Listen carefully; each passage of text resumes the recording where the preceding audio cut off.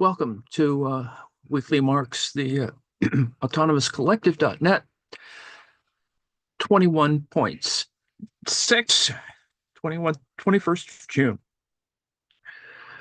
We're looking at the German ideology, and without my reading or yammering, I'm going to play an audiobook component. The idea here, of course, is to address Hegelianism, because it is, in effect, a response to the young Hegelians. And the point of doing this, of course, is to reinforce that at the current moment, we're looking a little bit more at the revival of Hegel in the post-war period. And why bother doing that? Well, the importance of doing that is to reconsider that the dominant view in the post-war period is on the young Marx, and in if there is in fact a young Marx, so we've covered that before. But that young Marx, in response in his earlier works to Hegelianism, often is only treated from one point of view, or from a dominant point of view that is on the phenomenology of spirit as opposed to the logic. And I wanted to sort of introduce at least that idea. And on this page is also a discussion of Hegel's logic, as well as an introduction to Hegel, that I think gives us a slightly better point of view. Maybe not. But I did want to emphasize that in looking at the German ideology, uh, that we try and do in Weekly Marks is to look at the original sort of thinking, and that in this particular text, he is tussling, as it were, because this first part is on Feuerbach, that um, that there's a different way to approach Hegel's idealism, and that is with a more material approach. And one of the suggestions about looking at, or as some scholars might suggest, is in looking at Hegel's logic, is that we have a better sense of, because some will argue, some have argued, that Marx leaves Hegelianism at some point, at some moment. And oh, yes, he does, in the sense that he rejects the young Hegelians. But on the other hand, what he's trying to do is move to a kind of materialism that, on the one hand, still retains a certain sense of the dialectic. Noting, of course, that Marx doesn't talk more specifically about the dialectic itself, but we also need to understand, as I think you'll see in one of the videos, that there's a lot more to it than discussions of the simple model, triadic model of the dialectic. There's really a lot more going on, and one can argue, and I think should argue, that Hegel's logic is probably a better way to proceed, despite or including Marx's earlier responses to, for example, in the German ideology, to the young Hegelians. So, without further ado, I'll play through at least the first chapter on Feuerbach to give you a sense of where that's going. And I would suggest that, you kind of look at the two lectures. The one guy um,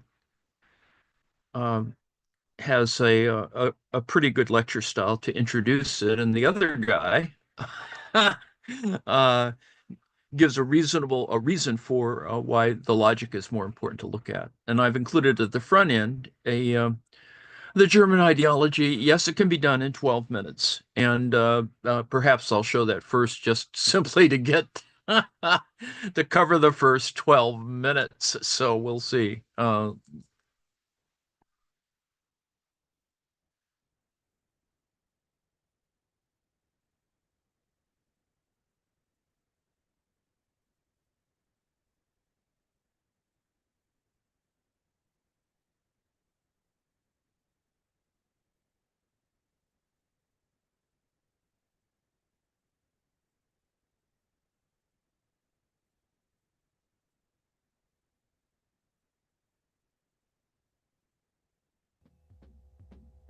Welcome to the Left Library, where we simplify political philosophy, political economy, and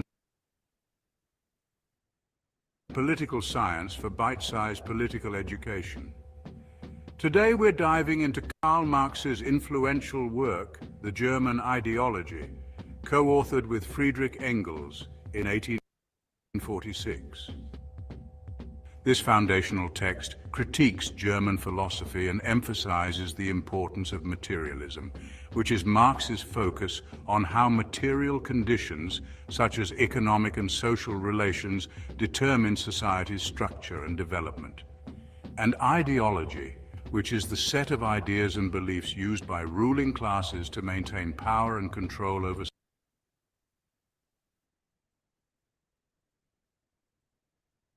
society in shaping and sustaining social structures.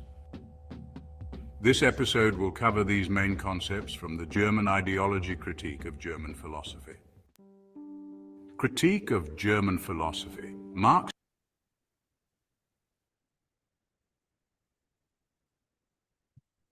and Engels began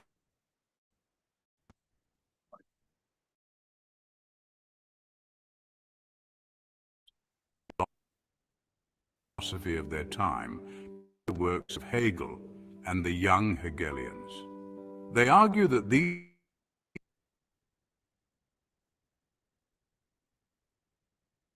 are overly idealistic, focusing on abstract ideas and consciousness rather than material conditions. Marx writes, "The philosophers have only interpreted the world in various ways. The point, however, is to change it."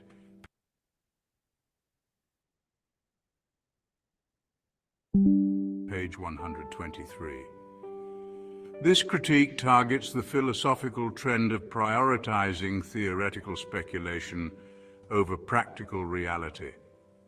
The young Hegelians, for instance, believed that changing ideas would transform society. Marx and Engels counter this by asserting that real change comes from altering material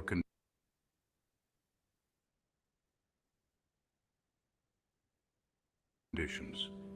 They stress that the conditions of human existence, work, production, and economic relations shape consciousness and not the other way around.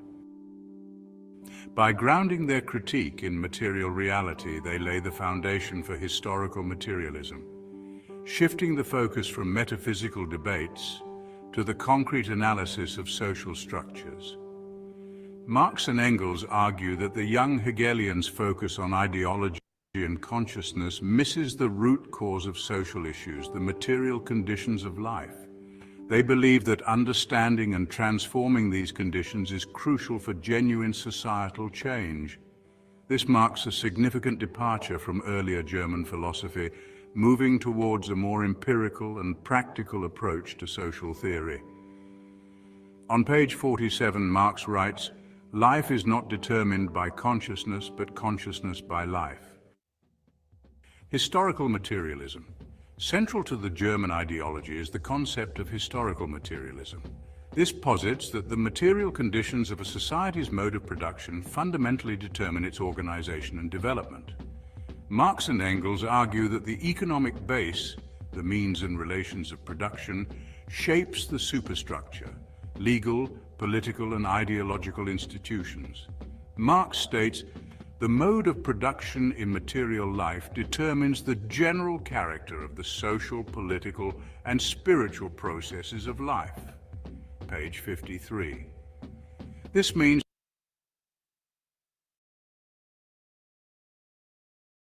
that the economic structure of a society influences everything else, from its laws and politics to its beliefs and values. Historical materialism is displayed as a way of understanding how societies change over time, driven by changes in the mode of production and class relations. Historical materialism provides a framework for analyzing the evolution of societies through their economic activities. For Marx and Engels, the development of human society is a process driven by the material conditions of production. They describe how different modes of production, such as feudalism, capitalism, and socialism, shape societal structures and relations. Each mode of production creates specific class relations that influence the entire social order. This perspective allows them to identify the material roots of social conflicts and transformations. Moreover, historical materialism offers a predictive element by suggesting that changes in the mode of production will inevitably lead to changes in the superstructure. For instance, the shift from feudalism to capitalism involved not only economic changes, but also profound shifts in social and political institutions. Marx and Engels argue that understanding these material dynamics is crucial for comprehending historical development. They write, "The ideas of the ruling class are in every epoch the ruling ideas," page 64. Division of labor and class struggle. Marx and Engels discuss the division of labor as a fundamental aspect of social development. They argue that as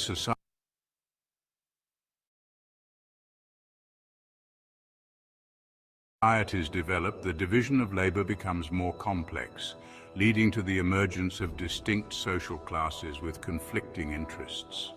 This class struggle is the driving force of historical change. They write, "The history of all hitherto existing society is the history of class struggles," page 70.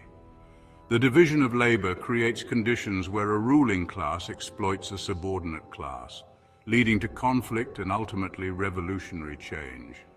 Marx and Engels see this struggle as inevitable, increasingly so, as the exploited class becomes more aware of its oppression and seeks to overthrow the ruling class. The division of labor refers to the specialization of work tasks, which increases productivity but also leads to social stratification. In capitalist societies, this division results in a split between those who own the means of production, the bourgeoisie, and those who sell their labor, the proletariat.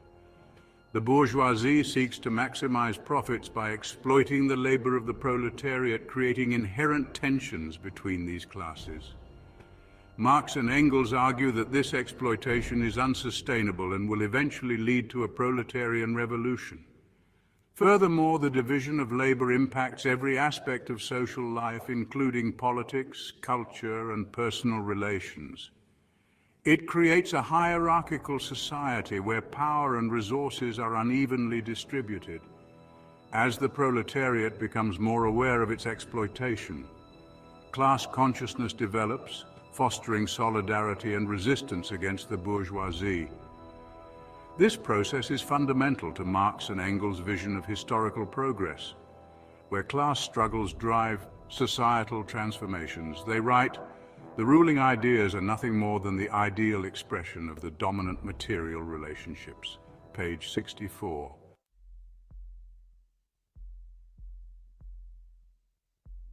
Ideology and false consciousness. Another key concept in the German ideology is the role of ideology in sustaining social structures. Marx and Engels argue that the ruling class controls the production of ideas and uses ideology to maintain its dominance. Ideology serves to legitimize the existing social order and obscure the realities of exploitation and inequality. Marx states, "The ideas of the ruling class are in every epoch the ruling ideas," page 64. This means that the dominant ideology reflects the interests of the ruling class, making their power and control seem natural and inevitable. Ideology functions to create a false consciousness among the working class, preventing them from recognizing their exploitation and challenging the status quo. Ideology is a powerful tool for social control because it shapes how people understand their world and their place in it. Through institutions like education, religion, and the media, the ruling class propagates beliefs and values that justify their dominance. For instance, the notion of meritocracy promotes the idea that success is based on individual effort, ignoring systemic inequalities that favor the ruling class. This ideological control ensures that the working class remains compliant and less likely to revolt. Marx and Engels emphasize the need to demystify these ideologies and reveal the material interests behind them. They advocate for a critical approach that exposes how ideological constructs serve to perpetuate the ruling class's power. By doing so, they aim to empower the working class to develop a revolutionary consciousness.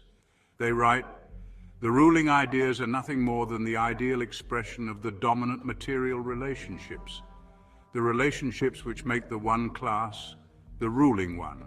Page 64. Impact and legacy. The German ideology has had a profound impact on the study of history, sociology, and political science. By emphasizing the material conditions of life as the foundation for understanding social structures and change, Marx and Engels laid the groundwork for historical materialism and the broader field of Marxist theory. Their critique of ideology has influenced countless scholars and activists, providing tools for analyzing and challenging systems of power and exploitation. The work's emphasis on the division of labor and class struggle continues to resonate in contemporary analyses of economic and social inequality. Marx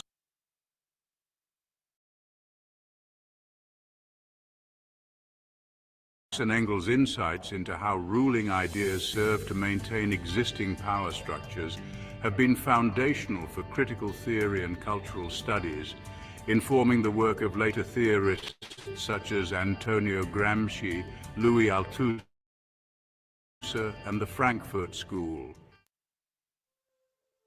Karl Marx and Friedrich Engels' The German Ideology is a seminal text for anyone interested in understanding the materialist conception of history and the role of ideology in sustaining social structures. For those new to Marxist theory, it provides a clear and comprehensive introduction to key concepts such as historical materialism, the division of labor, and class struggle. For those familiar with these ideas, it offers deeper insights into the philosophical underpinnings of Marx and Engels' critique of German philosophy and their revolutionary approach to social change.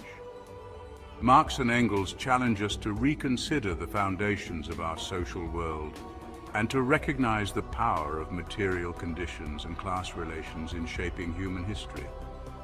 Their work encourages us to question dominant ideologies and to seek out the material realities underlying social and political structures. So what do you think about Marx and Engels' critique of German philosophy? Did you find their analysis of historical materialism and ideology compelling? How do you see their ideas applying to contemporary social and economic issues? We'd love to hear your thoughts and perspectives on these questions. Drop your comments below and let's start a conversation. Thank you for joining us on this deep dive into Karl Marx and Friedrich Engels. The German Ideology in 12 minutes. I've included the text, of course, for the first part, discussing Feuerbach. And also at the bottom, you'll see a couple of, I think, very useful videos in case you really haven't spent a lot of time thinking about or reading Hegel. More specifically, I think the idea is the Hegelian logic, I think, is more important, and at least to introduce yourselves to a sense of that. Thank you very much for your attention.